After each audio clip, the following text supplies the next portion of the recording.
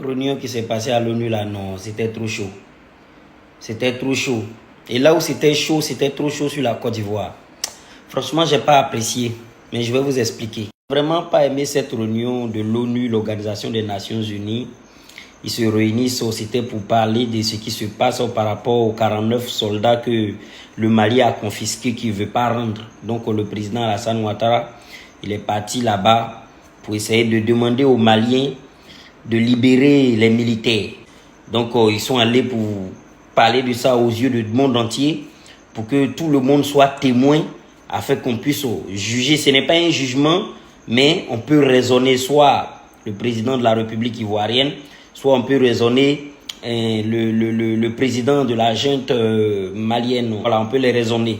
Donc dans le débat là, franchement, ils ont parlé les paroles là, c'est pas trop intéressant. Hein. Donc c'est le président de la Côte d'Ivoire qui a lancé les hostilités.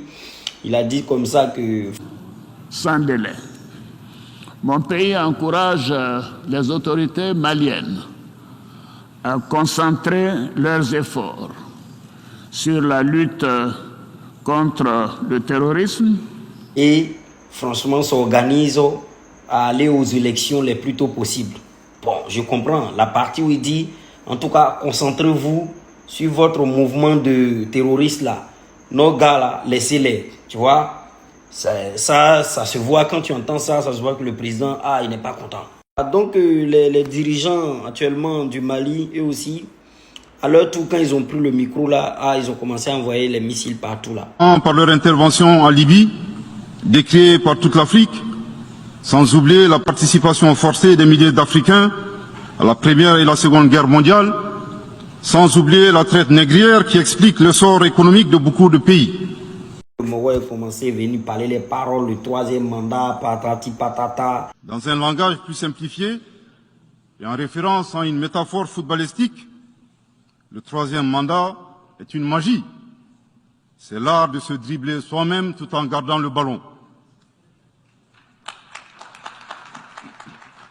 Franchement, je souhaiterais que la Côte d'Ivoire, mais on n'a qu'à arrêter de parler de 49 soldats là. En vrai de vrai, c'est des soldats. C'est des soldats. Si les gars ne veulent pas rendre les soldats, on n'a qu'à laisser ça.